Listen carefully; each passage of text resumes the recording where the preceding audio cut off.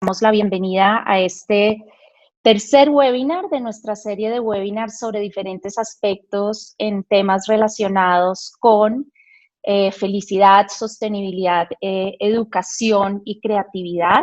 Hemos organizado esta serie de webinars desde el Gimnasio Fontana para llevar a sus casas información y reflexiones que pensamos que pueden ser útiles en esta época de tanta incertidumbre y tantos cambios en nuestras vidas.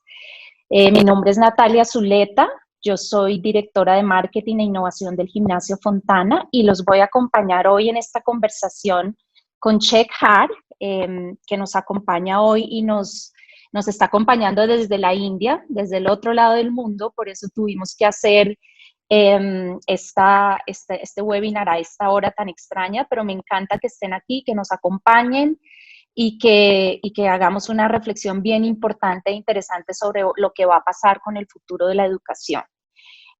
Este webinar va a ser en inglés, pues por obvias razones, porque Shekhar pues habla inglés y vamos a tratar de hacerlo muy, muy despacio para que todos entiendan el tema del que vamos a hablar hoy. Al final vamos a abrir un espacio de preguntas para los que tengan algunas inquietudes para Shekhar. ¿Por qué estamos haciendo esta serie de webinars? Porque para nosotros como colegio es muy importante, como les decía, generar reflexiones trascendentales sobre el futuro, sobre lo que va a ocurrir en nuestro futuro inmediato y sobre todo sustentados en nuestra filosofía de la pedagogía de What If, que es nuestro modelo pedagógico que se sustenta en estos tres ejes que ustedes ven en este momento, que son felicidad, creatividad y sostenibilidad. Entonces, quisiera empezar presentando a Shekhar Bhattacharjee. Él es uno de los, digamos, emprendedores en educación más importantes de la India. Él está convencido de que el sistema educativo debe innovar desde los modelos tradicionales para adaptarse hacia las nuevas exigencias del mundo. Él ha creado diferentes emprendimientos en la India. Uno de ellos es Skill Tree Knowledge Consortium, que agrupa a diferentes equipos alrededor de la India y que es uno de los administradores de su emprendimiento Great Place to Study. Great Place to Study es una certificación que mide el nivel de satisfacción y felicidad de los estudiantes, padres de familia y profesores con los colegios. Esta certificación llegó recientemente al colegio, a Colombia, y el colegio, el Gimnasio Fontana, fue el primero en obtenerla, y es el primer índice de felicidad especialmente diseñado para colegios. Esto es muy relevante porque usualmente los colegios nos medimos es por estándares fríos, académicos, resultados en pruebas, pero nunca se había medido la felicidad en las instituciones educativas. Además, Shekhar es fundador del Dalman Foundation. Esta es una empresa que está dedicada a promover el diseño de sistemas educativos basados en las artes, las humanidades, la arquitectura y los medios como una forma de ofrecer, digamos, una amplia gama de carreras que se adapten a las necesidades y expectativas de las personas en la actualidad, de los estudiantes que se están graduando de los colegios y que muchas veces no encuentran una opción educativa y una carrera que sea flexible y dinámica para el futuro que estamos viviendo. So, I would like to welcome Shekhar. I already introduced you. Hi, how are you? Good morning, Natalia. Thank you for this opportunity. I think this is going to be an amazing session. I'm doing well. I hope everybody in Gimnasio Fontana family is doing well too. It's a global pandemic. We are locked down, but I think we all are trying our best to do something differently to help the society to. Yes. You are currently in Delhi, right? I'm currently in New Delhi. And how are things over there? You were just saying that you have a strong summer. Oh, the weather is very bad. It's we are approaching summer, but I think due to lockdown, everything is shut. The pollution level have really decreased in our country, and due to the the going down of the pollution, the quality air is what we are able to breathe. We haven't seen quality air, I think, for last 15 years in this city. And the summer is not that bad comparing to Delhi. In the month of May, touch approximately 45 degrees Celsius, wherein we are Wow. in 32, 35 degree. So I think it proves that, if human become responsible, the planet will be in our favor. We see a lot of That's greenery around us now. Yeah, that's one of the amazing So things of the lockdown, right? The lockdown has its yes, positive things and its negative things, right? absolutely yes. So one of the positive thing I think is the environment. The environment has Yeah. become better. Okay. So Yes. now I would like to invite you to talk about education and what is going on right now in terms of um, educational systems around the world and all the challenges that we're going to be facing in the near future.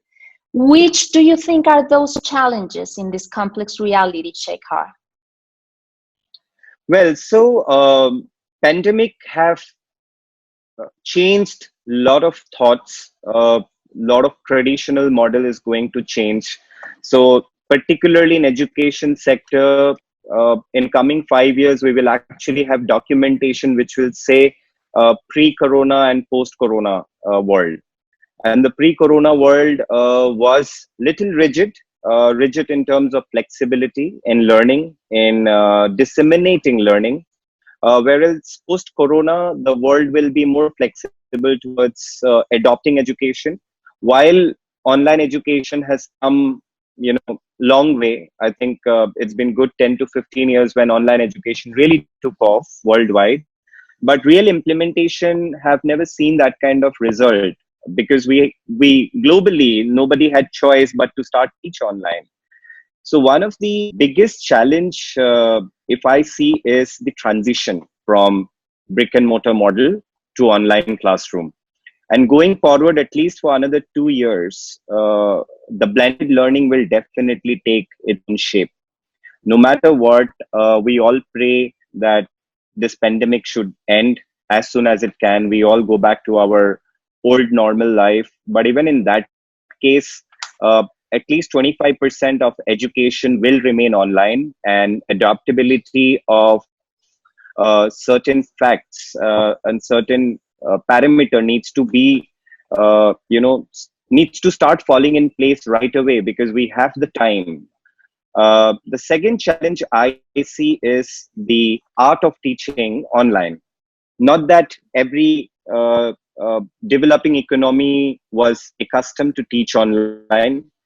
For example, you can't teach swimming online. You can't teach a lot of practical subjects online. But going back by theory, I think we globally need to look at certain fact that we need to train our teachers. We need to train our academicians to the certain adaptability of learning tools. I think every teacher now needs to learn the art of making presentation, understanding the quality of sound, light while teaching online, understanding the social engagement. The millennials understand digital medium very well.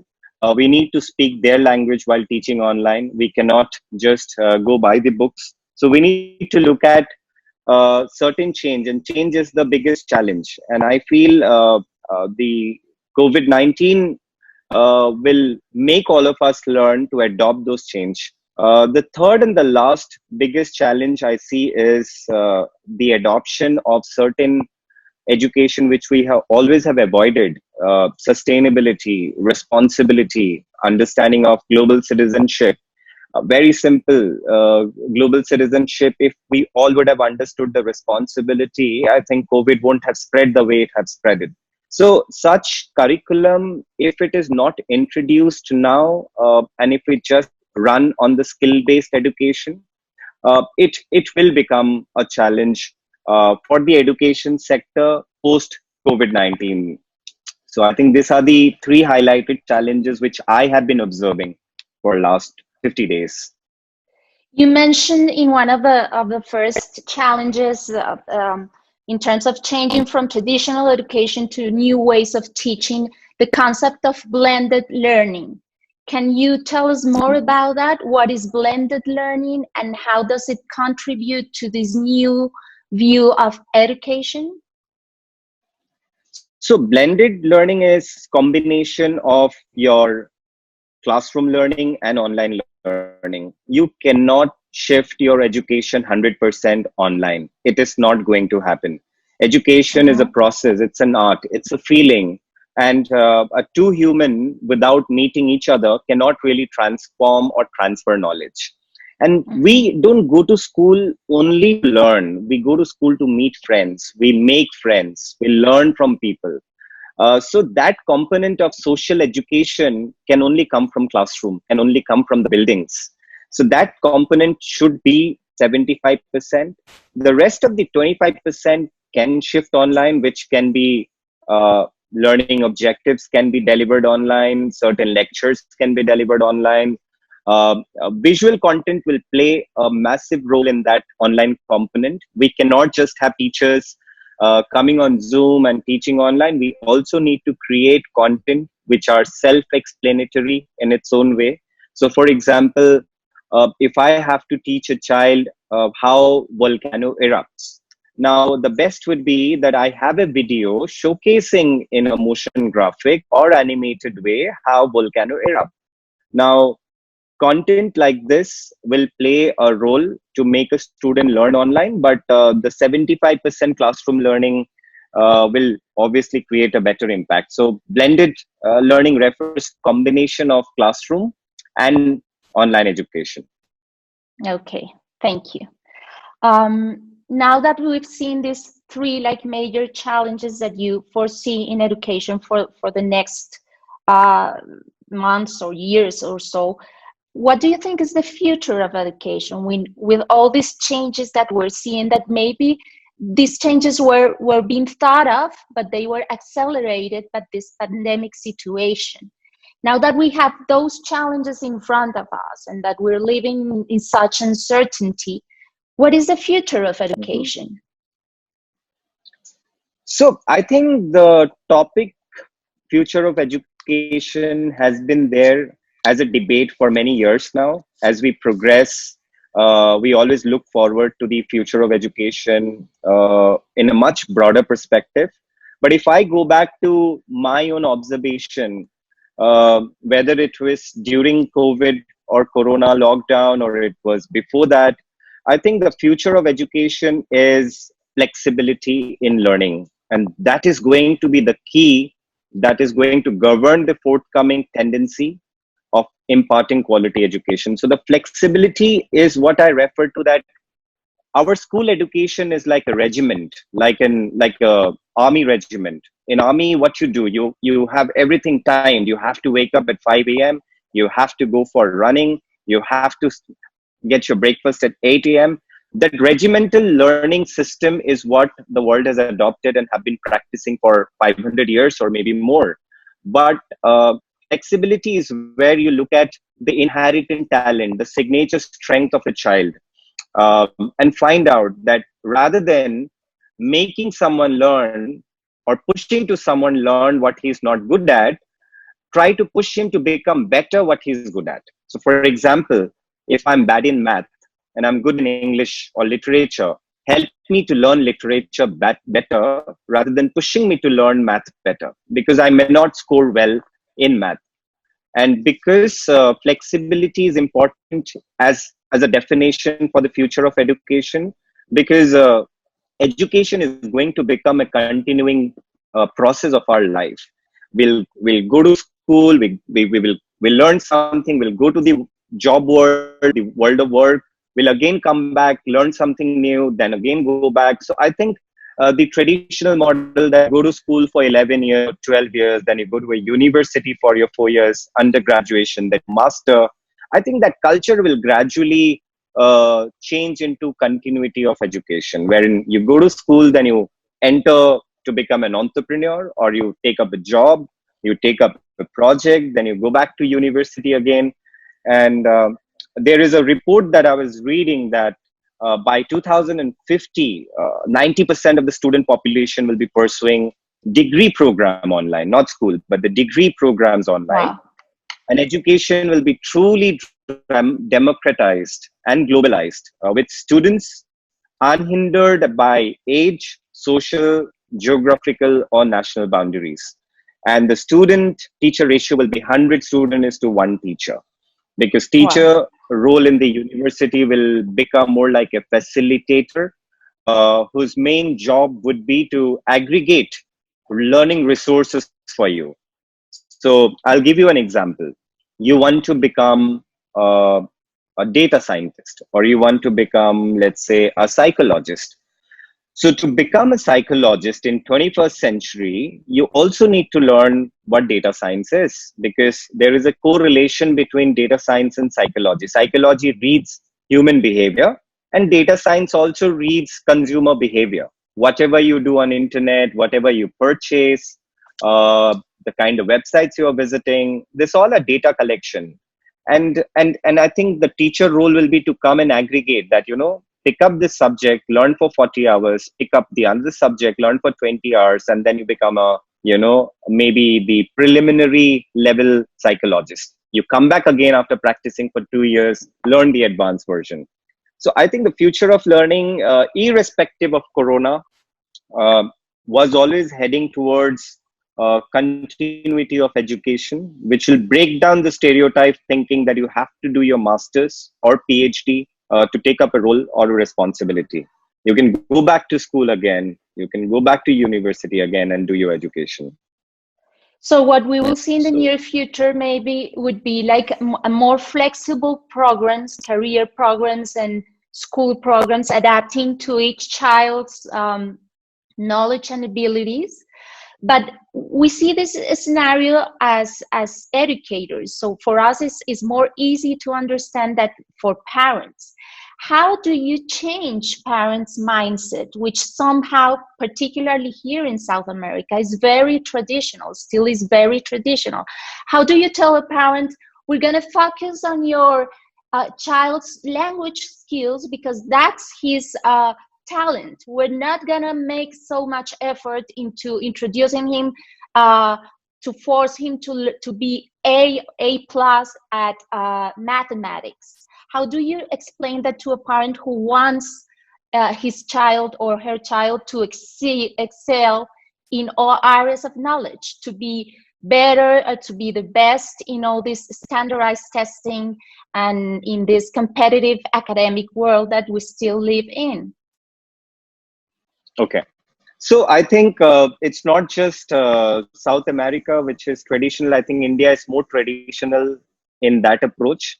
Uh, in our country, I think parent goes on hand-holding their children till the time they get married. In some cases, even maybe after marriage. So the country where I was born, the country where I'm born and I'm raised, I have seen this peer pressure. The peer pressure for becoming an engineer, becoming a doctor, and they haven't seen any career. So my suggestion to all the parents, irrespective of South America or India, is that as a parent, we grew up in a certain age. That was maybe the early 70s or the early 80s or the late 60s. The world then and the world now, there is a huge difference. You, as a parent, were not born with an Instagram handle.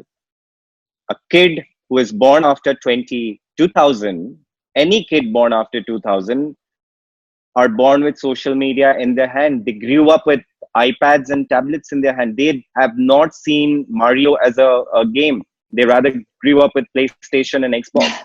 Yeah. Now, number two, the parent age where they grew up, we all as a world was going through industrial revolution. What did industrial revolution do? Industrial revolution brought in that you need to be skilled to get a job. And Yeah. those skills were predefined. That was the time when computer came in. That was the time when industries were becoming popular. And that was the time when parents have heard of universities like Stanford and Harvard and Cornell and Yale. But I always tell these parents that that is 30 years ago. there are things which have changed in last 30 years. Today, a English literature master or a graduate 20 years back had very limited resource. Maybe teaching was his only option. Today, a blog writer or an Instagram influencer earns 10x or 10 times more than an engineer. And so in short, the world have changed. The job world have changed. The jobs which we see today never have existed in last 10 years. And the That's so job true. that we are going to see in the coming 10 years are something that we don't know yet. Computer science is the best example, because everybody who learn a language for coding, by the time they graduate out of university, that coding becomes invalid. So what do you do in that case? All we need to do and tell parents that make your child learn only three things. Rest, he can find out. The child needs to be taught finding their purpose in life. It's very important to find their purpose, or they should be educated to find their purpose. Number two, we should educate our child on ability to think, act, and react. And that is come the power of decision making. We need to teach our child what is the difference between good and what is bad. Uh, we cannot, and we need to teach our child when to say yes and when to say no. So the power of decision making, the power of critical thinking, and the power of adaptability, I think these three things is what a school should be responsible for, more than teaching skills, because skills will keep changing. There are new roles getting developed every day. We never knew that the mask that we all are wearing now during the COVID-19 going outside, it was never an industry. It was only made for the Yeah. doctors in the operating theater. And yesterday, when I was listening to our Prime Minister message, I learned that approximately 5 million such masks are being manufactured in India every day. And this is an industry which just took birth 15 days back. Yeah, and that is worldwide. And That is a worldwide situation right now. absolutely. And we are interacting on Zoom. Zoom was never popular, I think, 60 days back. Nobody knew Zoom. And today, I think Zoom commands everybody's laptop, computer, iPhones. You can't do anything without Zoom.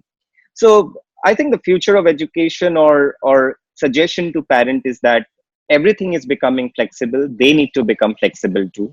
They need to adopt to the fact the child will only do wonders if they are allowed to do what they dream or what they love. Don't push your child to do something what you want because you couldn't do it. Let your child breathe, and they need that flexibility to become what they want to. Yeah, excellent. You were mentioning skills and how they change, and there's a lot of discussion on which are the 21st century skills required for individuals uh, to pursue their purpose and to make significant life projects that impact the world. We've seen the Inter-American Development Bank and the World Economic Forum talked about critical thinking, collaborative work. We've seen creativity in the scenario as well. We've seen decision making, which are like the main 21st century skills that you think are going to be guiding educational systems in this moment. So I think the subjects that you have just mentioned are referred as 21st century skills. If I go by chronological order, critical thinking, creativity, collaboration, communication, information technology literacy, media literacy, and flexibility. Now, these are referred as 21st century skill. Now, critical thinking is the most important subject today that we all refer to. And there is a simple reason behind it. Um, we all know, and we all are in prediction, that robots will take up most of the jobs that we see today happening. Robots actually may become our colleagues sitting next to us tomorrow. Robots can actually become our companion and friend tomorrow. and robot can be the teacher teaching in the classroom. So that is how science is progressing. What will human be left with is the job called thinking job. We the power of thinking is very important. When we grow in an organization, the topmost leader's responsibility is only to think critically and find a solution to the problem. And there is nothing else that we do, be it a minister, be it a leader in the army, be it a CEO of a startup, be it a school headmaster or a principal or a dean in a university. We all go through the complex situation to find that simple solution. And critical thinking stand to be the most important 21st century skill. Creative writing is the next most important 21st century skill as well, because when we moved into the world of digital medium, there are two ways to communicate. Either you write or you speak visually. The power of writing needs to be as strong as the power of the way we communicate, verbally. So the writing skills needs to be universal. Writing skill needs to be taught in a beautiful manner, that you have the power to express a complex situation into a simple manner. Let's take an example. We all know what google.com is, or we know what Facebook is, but we don't know the complexity and the science behind driving such a large, gigantic organization around the world. But if you ask Google, what do you do? They will just have one liner answer that is called, we help universe or the world to come closer together and sharing information. Now, that 7-word sentence is backed by a huge complex product. So creative writing is where the role of creative writing comes here. Likewise, collaboration. We need to know teamwork. We need to understand the value of teamwork. We can't grow alone. We have to work in team. We have to collaborate with team. I drive this organization, and I've always seen the best part is that I work and collaborate with the best subject matter experts available all around the world. The generation is changing. Everybody wants to be independent. Nobody wants to be full time doing this and that, because there is an opportunity to have different flavor. And the world is moving to a stage where we all will become solopreneurs or entrepreneurs, where we will actually render our services to different organization of people around the world, where I know that I can do best. So collaboration is, so we don't have to look at solving one major problem by creating a team of 10 people. You can actually collaborate with 100 people to make that problem solved. And COVID-19 is the best example of collaboration. I think every country is helping each other in research, in finding out a solution. How do we fight this odd battle? And media literacy, how do you determine wrong content and right content on social media? We need to be literate enough to understand the difference between good content, bad content, wrong content, false content. And likewise, information technology literacy is very important. We all grew up understanding law, ethics, human rights. So is the digital world. You need to understand the cyber law. You need to understand the cyber security, your privacy. And this all comes in information technology literacy. So 21st century skill is actually combination of certain subjects which are soft skill, at the same time going to play one of the most important role in everyone's life, whether you are in a professional world or you are a student in a school. Yeah, as you were speaking, I kept thinking that there's, I don't know about India, I think it might be the same, but teachers who are in charge of this teaching learning process of everyday students' life, they've been taught in very, very traditional systems in which skills were not predominantly the most important thing to nurture or to foster in students. It was very knowledge-based teaching. How True. can you fill in or work with that huge gap that exists between the way our teachers were taught and their mindsets and the way we ask them to teach our students these 21st century skills? So the first and foremost is that you have to make your teachers unlearn the old and learn the new. It's very important to unlearn. It is very important to say that I'm now flexible to adopt whatever comes my way. See, experience turning into wisdom is great, but experience becoming an ego is bad. So, any teacher around the world, when they think, I know it all, is history. Because what you know it all is till yesterday. Because by the time as we are interacting, trust me, there will be few thousands of new ideas that have taken birth. There are some artificial intelligence enabled solution that might have come by now, and this is the speed that we are progressing. So the first thing is unlearn. Number two is get the teachers trained to the importance and the value of such subject. Make your learning into a learning outcome basis. Anything that you teach as a teacher, you need to question yourself: what is the outcome of the learning? What is the objective of the learning? And if you actually cannot bring the objective and the outcome in the classroom, then we really need to question ourselves as a teacher. Are we adding value to the subject that we are teaching? So critical thinking, creative writing, they all get integrated. They all get integrated. Of course, they stand alone as a subject, but critical thinking in design is different. Critical thinking in engineering is different. Critical thinking in social science is different. How do you really become a critical thinker is a process that a teacher needs to first adopt. And if you can change the culture by making them learn that how world is changing, I'm sure and confident that they will be able to take it inside the classroom. And yes, I agree.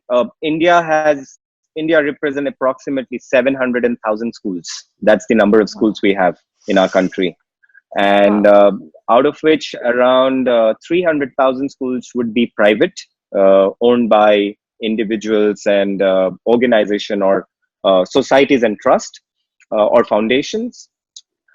But out of the 700,000 schools, it's handpicked of maybe 500 schools who have adopted critical thinking or 21st century skills. Because all of the school, they follow one rule, that we have to win the race. We have to be number one. We have to produce the best student. And in that race that the teachers run or the school authority runs, you really miss out the most important element. And this important element will actually become a challenge going forward if we don't adopt it now. So the first and foremost, make your teacher flexible, make them unlearn, and make them learn the new education. I would say the new way of educating, the new education strategy. Yes, that would be the right word. Yes. So we've been talking a lot about technology and how students should learn how to use it. And to pass on to this next question, I would like to mention something that I observed while I visited India in November with my sister. We went to the school in Hyderabad. Don't remember the name right now. Can you remember the name that the school that we visited? Is it Hyderabad Public School? Yeah, I think so. And one of the things that amazed us is that we were like, if you've seen the world, most of the CEOs of technological companies come from India. So when I visited this school, I was very surprised to see that technology was important, but it was not one of the priorities of the pedagogical model. And we see that the CEO of Microsoft graduated from this school. Yes. And now that you were mentioning critical thinking, yes, it's Hyderabad Public School. Yeah. So I kept thinking, then we should ask ourselves, which are the things that students should learn? And if you talk about skills, if it's those skills that you were mentioning, which are the other things that students should learn in order to be well prepared to face uncertainty, to make good decisions, to know the difference between right or wrong, to be good leaders? You mentioned at the beginning of our talk sustainability. Do you see anything there that students should mm, learn right now, and how do we prioritize those things as educators? Okay. So, what students should learn, and the school that you're referring to, there are many schools in India who have produced some of the finest engineers, scientists, doctors, and technically, those set of people are 26% of the top leaders worldwide who have educated themselves in India. If I go to the traditional way of education in India, I'm referring to especially you have got a lot of interest in the Indian mythology and Indian tradition. We had a concept called Gurukul. Gurukul was referred to the oldest form of education, which was I think 5,000 years ago. World's first university was actually in India called Nalanda University and Takshashila. Now, the most important thing that those schools or those school of thought, which still continues in many parts of our country, they believed in value-based education. They believed in moral science. They believed in uh, making child learn the importance of being a human first. Then they teach how to become a responsible citizen, and then gradually they grade you up to become and learn what is to be or what does it take to become a global citizen. Now in this journey of three things, what I feel today, most of the schools across the world, uh, we became we became dependent as a student on everything. We look forward to our teacher, we look forward to a solution that our counselor or our guide should solve it. But I think the basic fundamental of education is to sustain. You should know how to sustain in any given environment. So maybe as small thing, Natalia, it can be as small as a job of a carpenter. You need to know the basics, how to fix a small household work problem if you face, because today's kids, the millennials, are completely out of using their hand and their heart. So the three element in education, like mind, heart and hand, the hand has been completely removed. We don't touch and feel uh, a certain element which we need to learn, be it cooking, be it a job of carpenter, or how to build a garage. I think this is small little things. Schools have completely. I went to an army school, and I was taught all of these things, and I used to feel, why do I need to learn this? I'm not going to apply them in our daily life. But when I grew up and I learned the facts, I really thanks to the system that I grew up in, that those were fundamentals. Those are the real sustainability. Um, so I think given the 21st century blend, given the little old school thought, students should believe in self learning as well. I mean, don't create a regimental boundary for the kids today. Guide them, hold their hand to find out the right and wrong. So YouTube plays a major role in every child life, or Instagram plays a major role in child life today. But teach them what is wrong and what is right. But I think the world has come so close through internet. You cannot restrict them, but you need to guide them what is self exploration. There is an amazing theory that has been practiced by a gentleman called Dr. Sugata Mitra. He's an Indian, but settled in the UK. He did a theory called I think, the hole in the wall. So the hole in the wall was a theory which he brought into India. What he did, he went to the villages, the interiors of the country in India. He created a small hole in a wall, and he parked a computer inside that hole. And he left the computer switched on for 7 days. The village kids, they have never been to school. They've never seen pen and paper. They've never touched a pencil. They have no idea about the world. But in 7 days, they started typing in Microsoft Word. They started painting on MS Paint. They started drawing presentation on PowerPoint. Wow. So, and this set of kids have never seen the world. They did not know what computer is. So the self exploration is absolutely the best way. And I think human have discovered, if you read history, If you read Evolution of Human, we all have discovered our own path. We have discovered what it means to build a society and the importance of society. So I think students should not just be dependent on books. They should read great books. They should watch good movies. They should listen to great podcasts. They should follow great authors.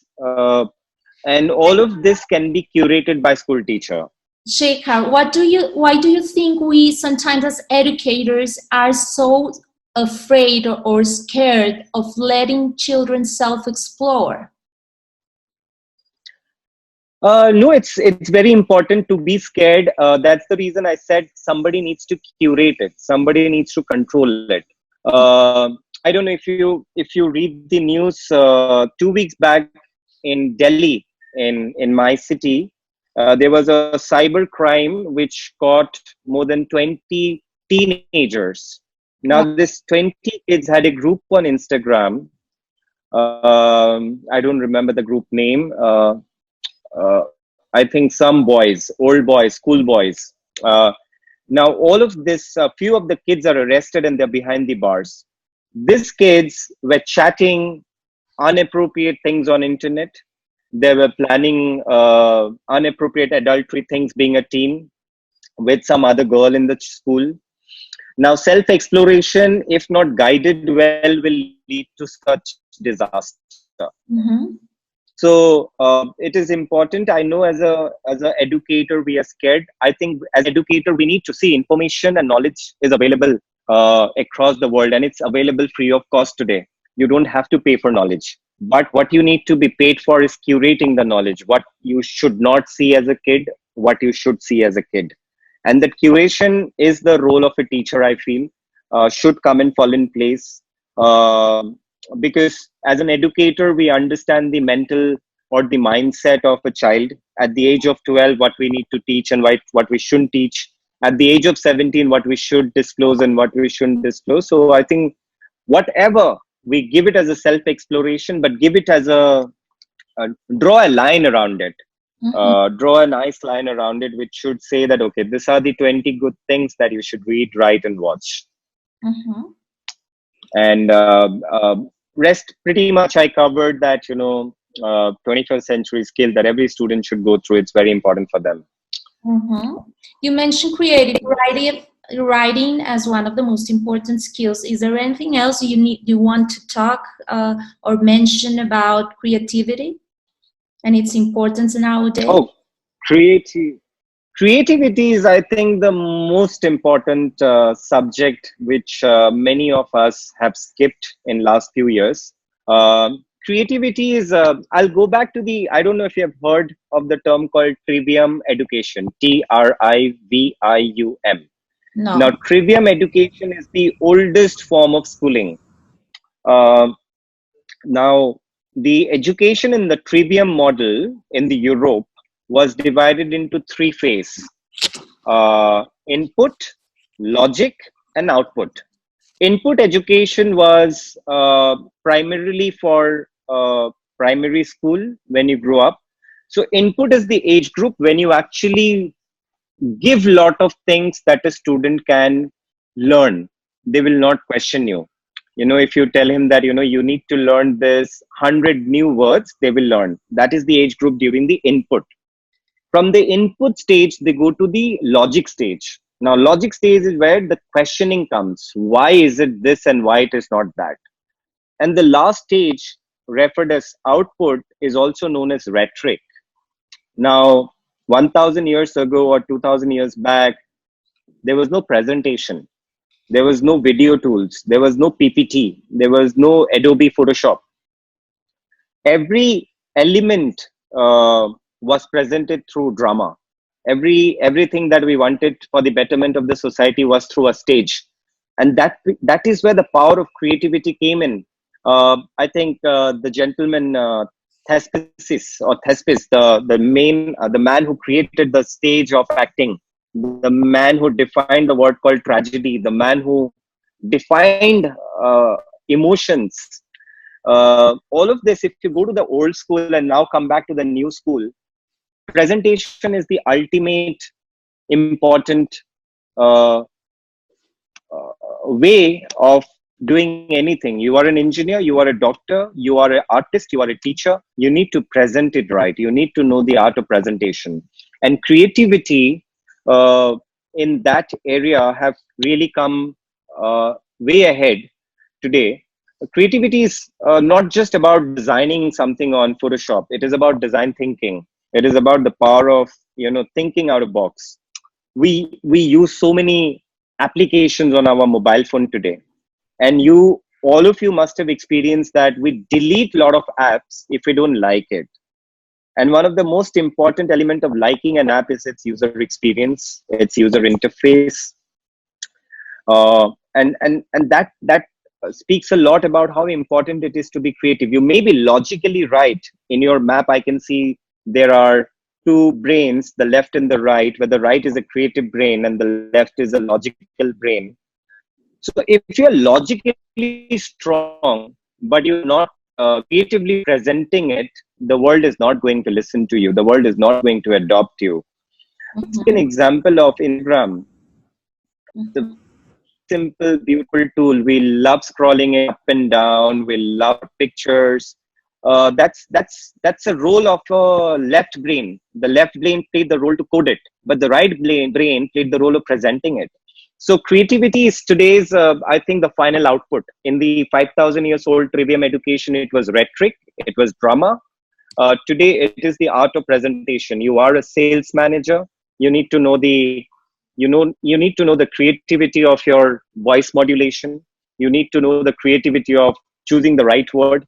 You need to have the creativity of presenting as per the customer need. Or if you're a designer, or if you are into the world of creative, like a filmmaker or newsreader or journalist, I think there is no looking back. And creativity is not just for the creative set of people, it is as important for even for the left brain. If you're logically good and not creatively strong, there is no world for you either. You cannot have a bad looking website, nobody will use it. Yes, that's true. And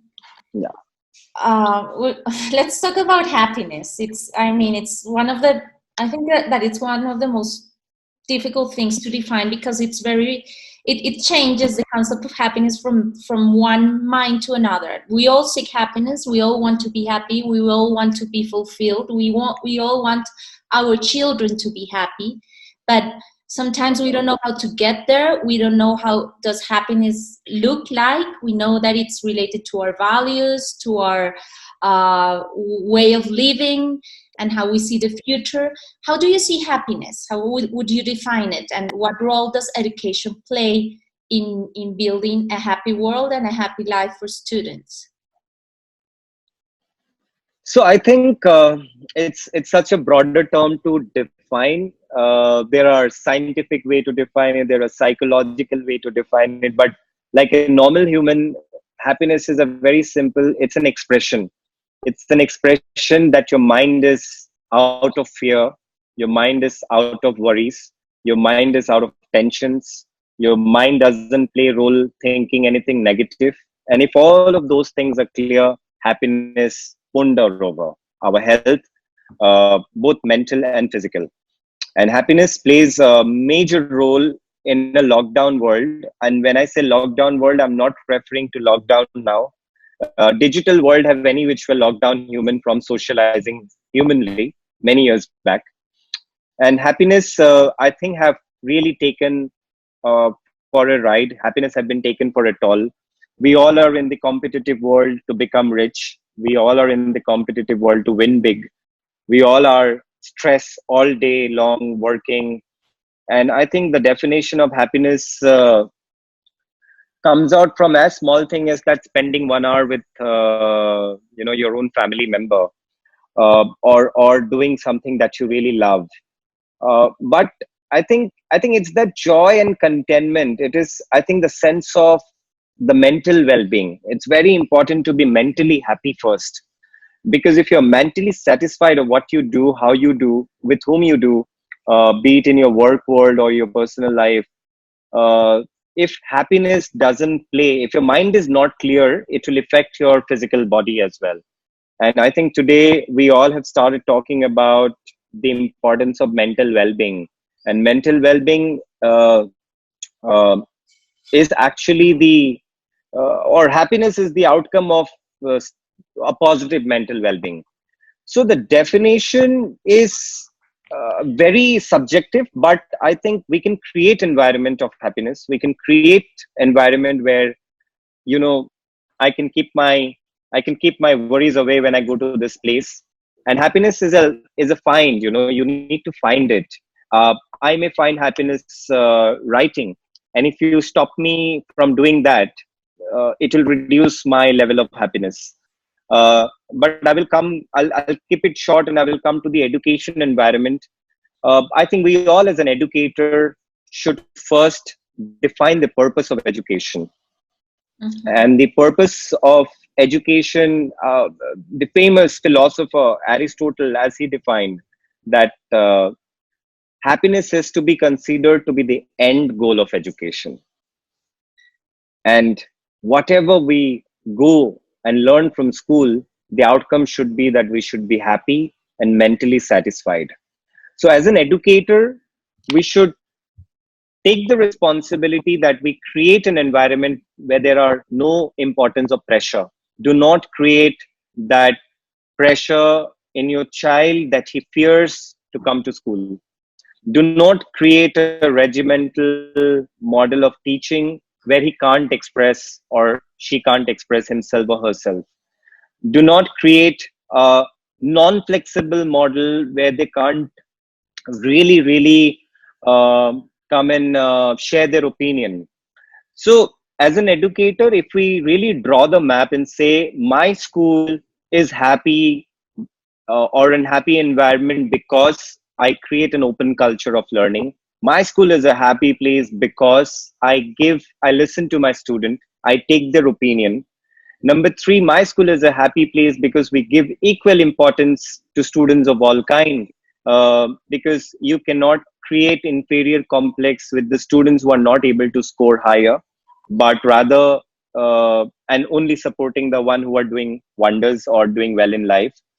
I came across this foundation in the UK called Ashoka Foundation. Now they created a philosophy, they created a theory which they're working with a lot of schools in London, where they say there is no negative marking, there is no word called fail. You either pass or you are yet to progress. And they remove the word from the fail to yet to progress. And that's the smallest example uh, which lead to happiness, because the child did not go home with the fear that he failed, but the child went with a report card which says you are yet to progress, which means you need to work hard. So happiness is soft, happiness is subjective, but as an educator we can draw certain practices, we can draw certain kind of uh, goals as an educator for the institution, and we should tick mark and checklist it on a daily basis, Mhm. that no child goes unhappy. You should check out the model being adopted by the Ministry of Education in Dubai. They have a very self-automated version for happiness, the way they measure. They have got, in fact, a Ministry of Happiness. They have got a full department of people working in the happiness index framework. So Mhm. as a child, you can walk out of a door if you are sad, and you can walk out of another door if you're happy. And then they measure what was the reason behind your sadness today in the class. And that's the kind of environment that I think we as a school need to create. Um, we all have to be competitive. The world is competitive, but when we are focusing on competition, we should not kill our mental well-beingness. We need to focus on being happy.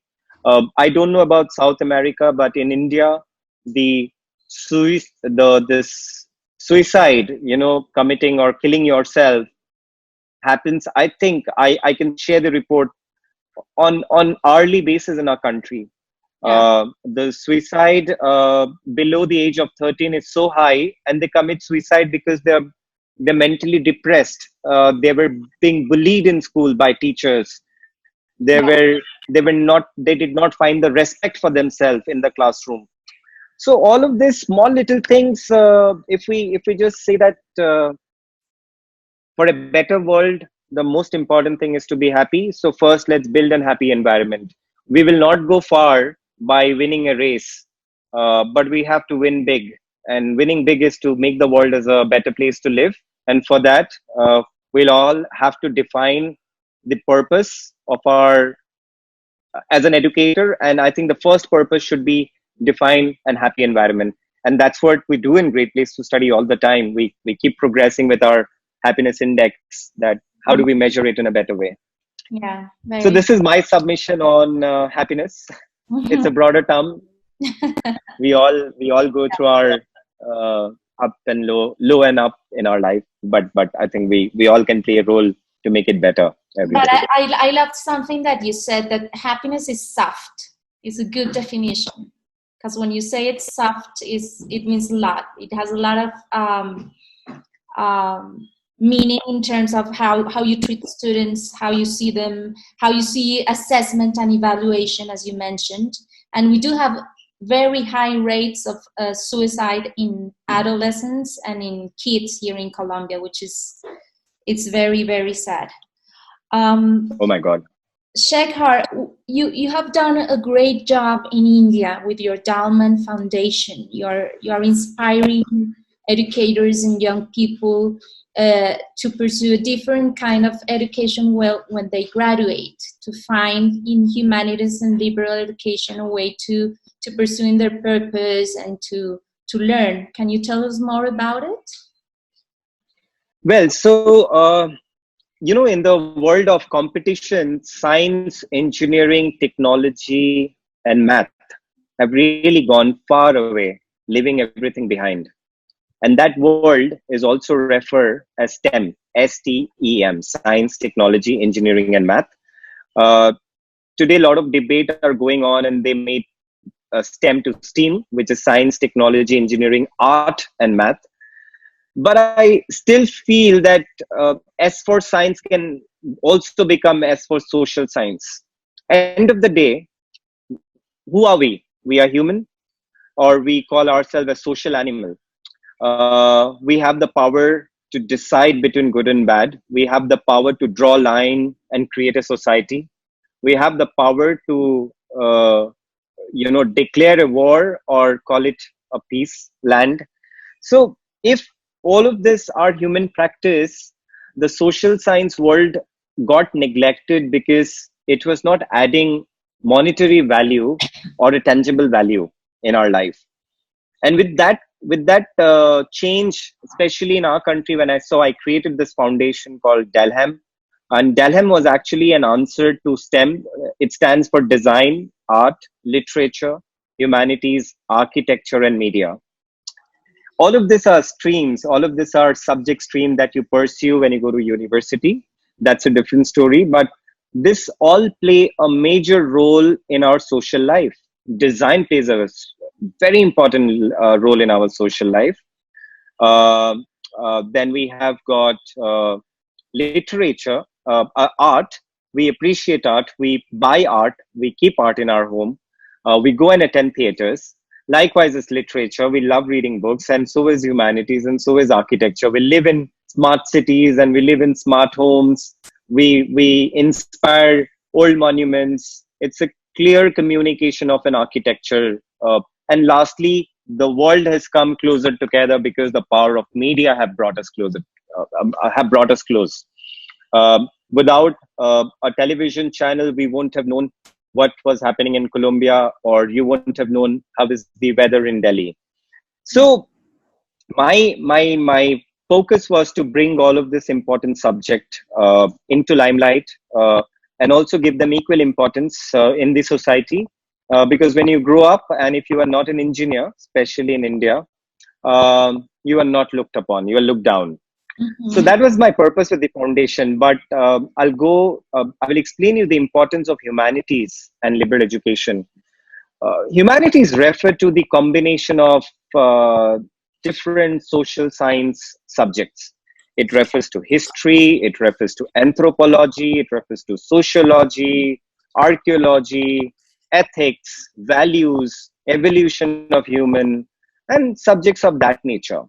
Why are they important today? It is very important to know where did the human race come from, because without knowing history you can never find a solve for the future. It has always been proved. And when I say history, anything that happened till yesterday is also history. So integration of history is very important for the betterment of the society. You will know what is good and what is bad. The differentiation of good and bad comes from that. Importance of ethics. Now it's a humanity subject. While you are in a race to make a self-driven car, you need to know ethics. The engineering ethics is very important. That will the car kill people on the street? You know, how do you really ethically code it? Or for say anthropology, I'm currently reading an amazing book called I'll share a snapshot of the copy with you. It's called it's a Stanford University, where the writer have spoken a lot about the importance of humanities. And the role of anthropology in an engineer's life is so important that if you do not understand the demography, geography, and sociography or ethnographic of his people or human being and society, you can never create a problem-solving product. You cannot dream how poor India looks like or how rich India looks like if you don't get into the social studies and the history of India. And if you are an engineer with a knowledge of sociology, anthropology, or historical data of India, you might build a better product. You might find a better solve. You also need to understand culture.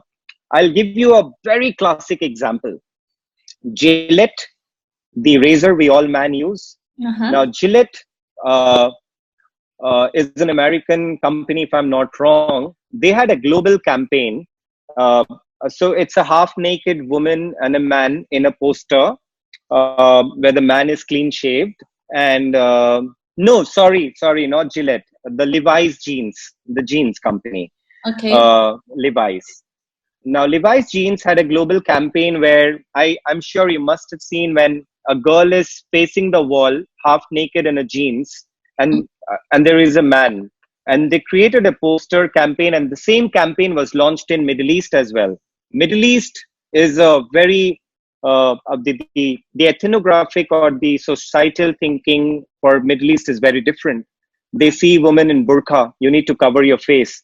Half naked picture is absolutely wrong as per their law, as per their value system of the country. What happened? Levi's jeans were sued by the government and they were banned for a few years to operate in Middle East. Wish the manager, the brilliant marketing manager who must have gone to Harvard Business School or Stanford or Cornell, had a basic understanding of history of Middle East. Gillette, the best example is the product manager of Gillette when the mistake happened in the year mid-90s. The African beard is much thicker than the Japanese beard. The Japanese and the Chinese don't have beard. It's very light. Yeah. But when the razor was made, it was made flat for all.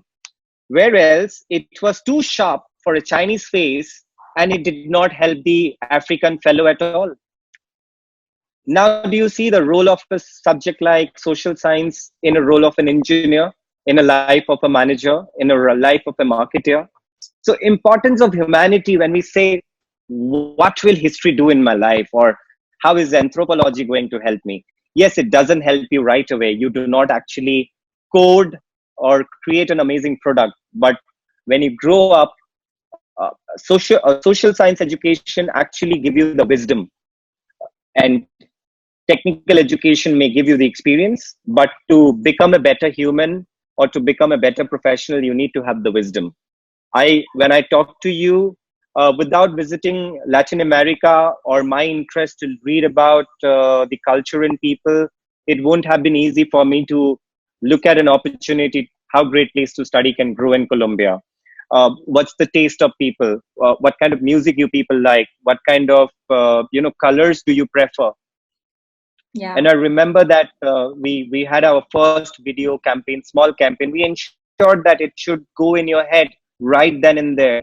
So the importance of social science is to make you that the world which have come so closer, you should understand value, ethics, culture, practice of the human from that particular society. And so is liberal education. Liberal education is not a department in a university. It is the art of teaching. It is the way of teaching. Um, my co-founder of the foundation is known as the mother of liberal arts in India because she have set up the first liberal education university in India. And she always tells me liberal education is an approach. It's a philosophy of how you impart education. And all what liberal education does is make every child to have a broader perspective to the of the world and not a myopic approach. You see the world in a much positive way, so positive that you may not defend yourself in a war. If you are wrong, you will actually go against yourself. So it is for the betterment of the society. Liberal education sharpen up your thoughts, make you think better for every caste, creed, and gender. Make you learn deep about people. Make you learn the reflection from the past, so that you can design a better future. So these are the importance. The developed economy pay very little attention to liberal arts or humanities, though American education is pretty much broader, because if you go to any university in the US, you do have a choice, an option to do major in computer science and minor in psychology. But a lot of other developed economy really do not pay attention much to social science today. But without social science, this society won't have been formed. We won't have known where to end and where to start. It would have been a war place. We have seen North Korea. That's a country without sociology or social science. Yeah. Always ready for a war.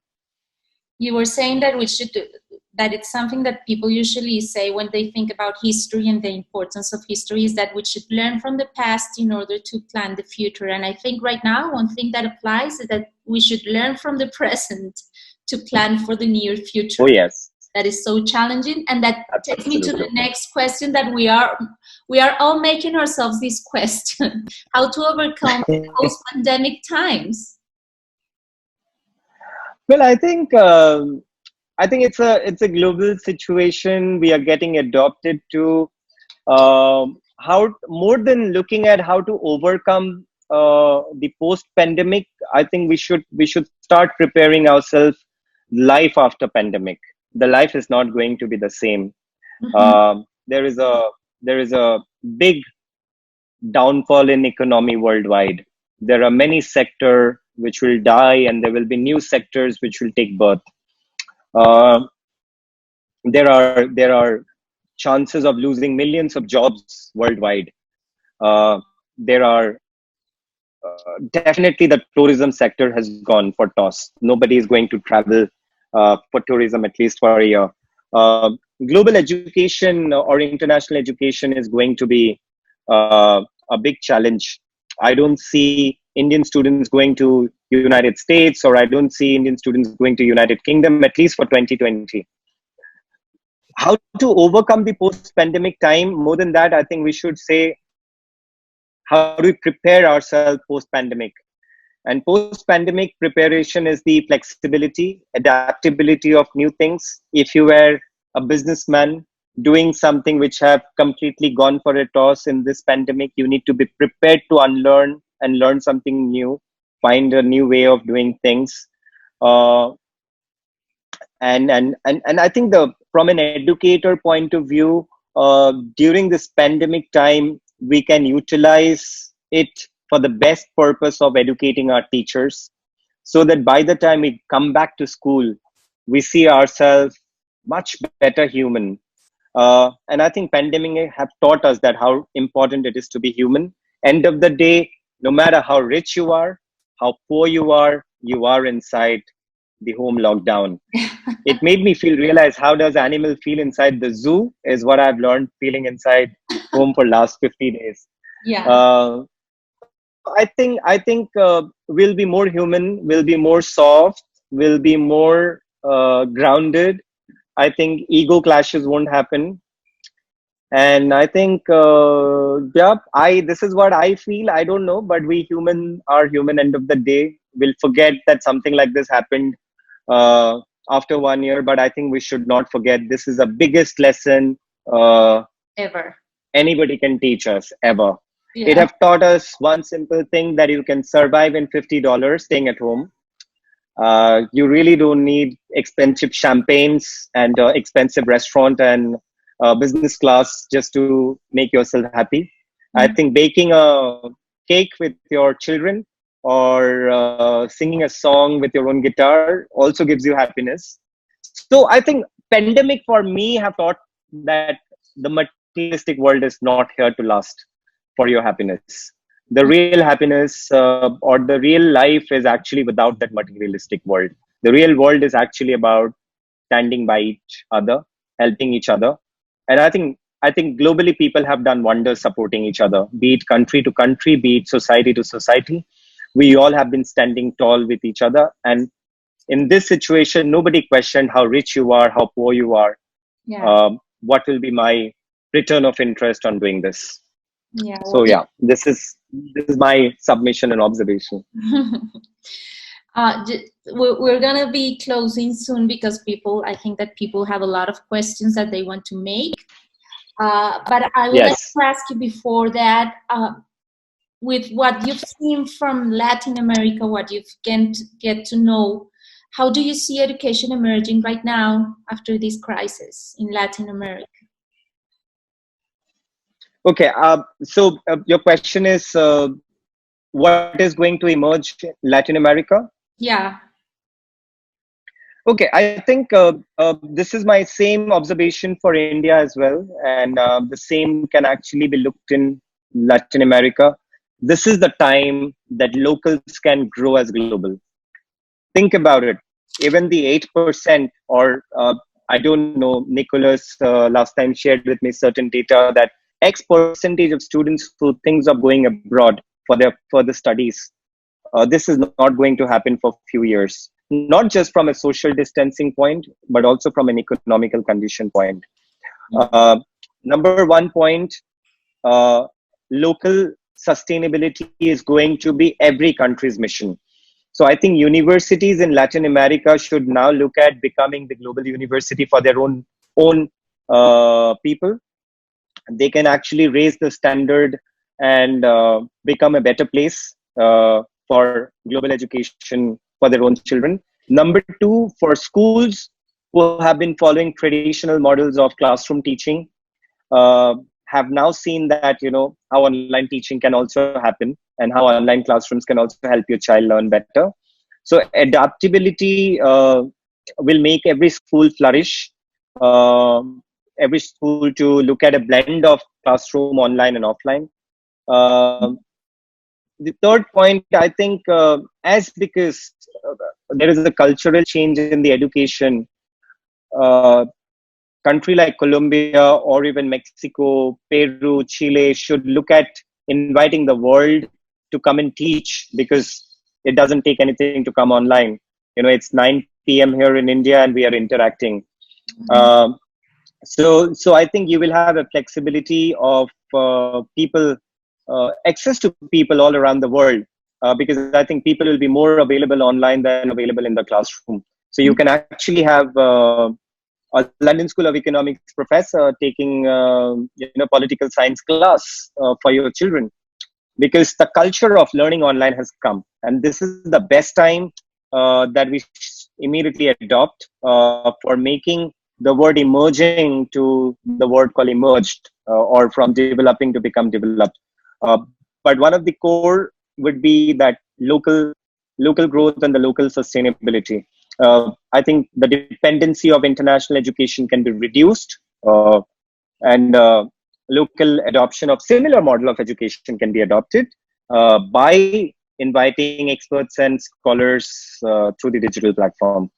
Mm-hmm. And rest, I think I will have little less knowledge about the insides or day-to-day practices in Latin America, but I read a lot about this system.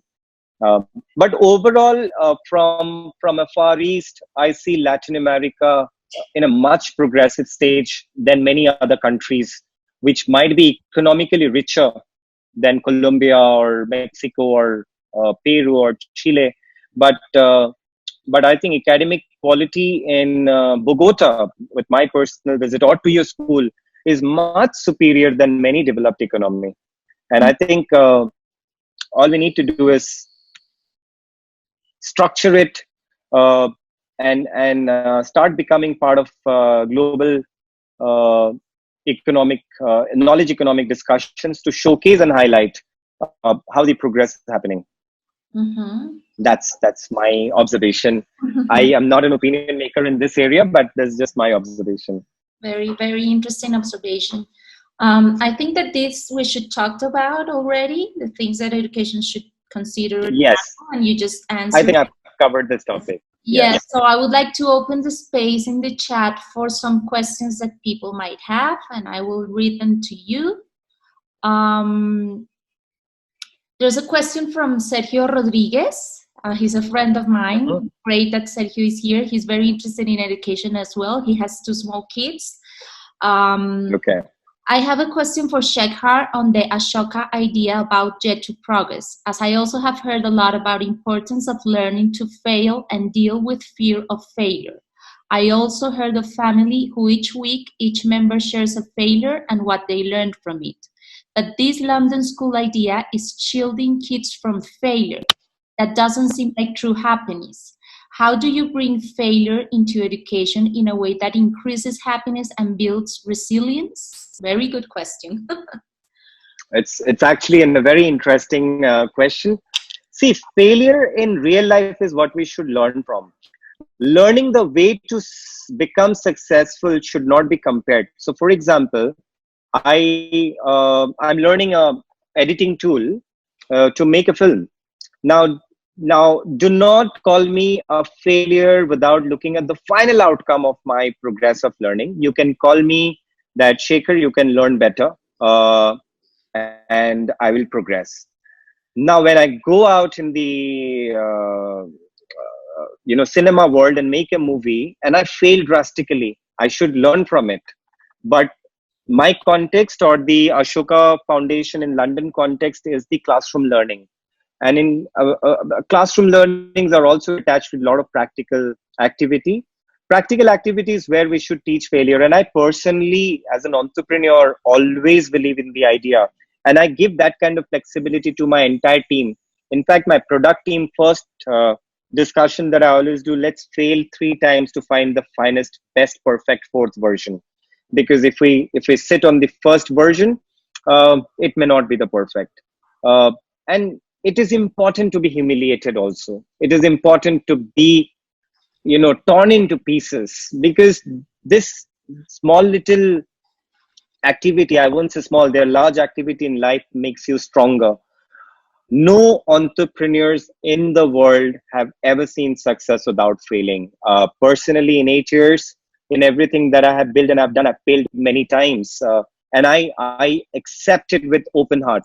And I take it as a great learning every day that I failed in it, because what I will not do next time is to repeat it.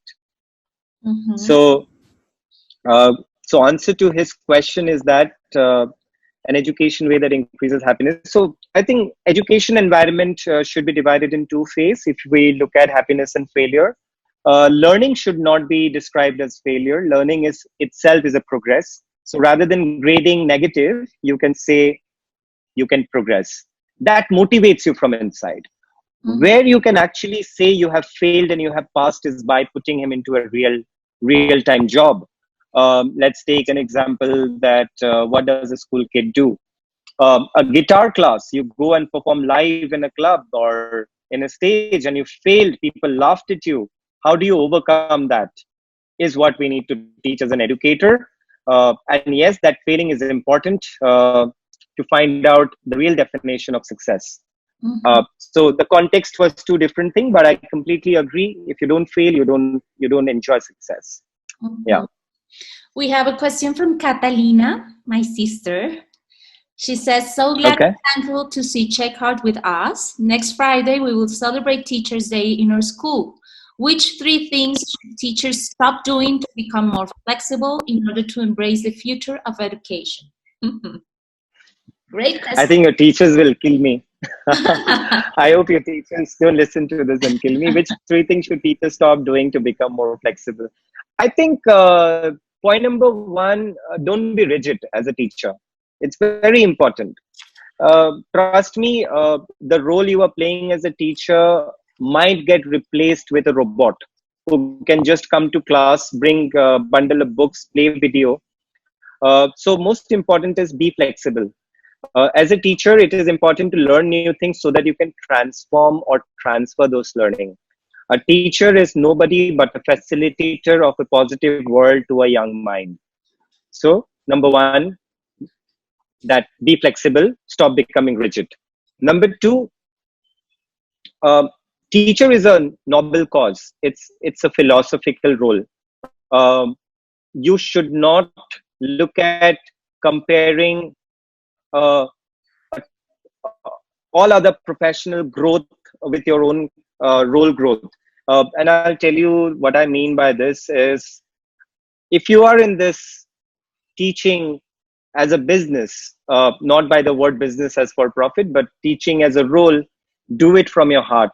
Don't take it as a second role, because you could not make it to any other role, and that's the reason you took it up as a teacher, is absolutely not right. So the teaching should be the primary role, because you are the one who is building nation. You are the one who is creating leaders of tomorrow, and nobody forgets a good teacher. Never. My co-founder, Dr. Indira Parekh, was a professor with India's number one management school called Indian Institute of Management, Ahmedabad. Uh, the former governor of Reserve Bank of India, the current chairman of Harvard Innovation Center, and likewise 60,000 students are alumni of Dr. Indira Parekh. And I was talking to somebody who graduated during her teaching days in 1973, remembers her classes and said that, my life value was taught to me by Dr. Parekh. So good teachers are always remembered for good lessons and good teaching. So my point number two, what you should stop doing is look at teaching as a competitive world. You are in a noble cause and you are here for the betterment of the society. You should look at it as a social cause and not as a business. Mhm. And the third thing, on the future of education, collaborate, try and explore. Don't be dependent that everything will come to you in terms of support, in terms of any matter. Go into the world of self exploration. Find out teachers who can collaborate with you, can work with you on certain research papers, write papers, write books. Uh, Stop just looking at this as a job from 8 a.m. to 1 p.m. or 8 a.m. to 5 p.m., whatever the timings are. Look at it as a enterprising journey. And yes, you are an entrepreneur yourself, because you're creating human. You are creating good human who are going to drive this society for better tomorrow. So these are my three observations, because I don't speak much against teacher. They are our, of course, supports. They are the pillars for any society, and I think adaptability is itself is the most important thing. If they're adaptable, they can do wonders. We all can do wonders if teachers are flexible, Yeah. and they should not be. And we have the last question, another question from Sergio. He says, I would also love to hear what Checker has to say about the role of parents in education of the future and blended education. And is there one of the key points where as parents we have more to contribute, like the finding of purpose or the flexibility and adaptability, any area where parents can contribute most and have most impact in raising the child? Wow, I'm not yet a parent. I'm not married, so I think this question becomes little difficult for me to answer, but I'll still answer as an educator that I think the most important role of a parent is to listen to your child. Never underestimate the age. Listen uh, and correct him if he's wrong. But there are different way of correcting. Because if you are parent of children who are in the teenage, please also understand they're rebels. Everything you will say is wrong for them. They will do what they feel as right. But as a mother, as a father, the most important role would be to be with them, to understand and make them learn by practical approach. I My best example, I know a couple here in Delhi. They're pretty much old parent now. Their one son graduated from university last year. Daughter graduated 2 years back, and I loved their parenting. I said that both your children are so open to you. They never hide anything from you. They never lie to you. Even if your son actually got into the habit of smoking, you accepted it and made him quit smoking. What was the key factor of doing that? How did you do that? And the response from the mother was very simple. She said that I always act as a friend to them when it is needed. And I try and discuss every possible concern, and try to get into that world with them, and automatically it make them realize and feel what is wrong and what is right. So and parenting, adult parenting is different than the younger generation. But I can refer to the teenage. I was there maybe 20 years back in that category, or maybe 15 years back.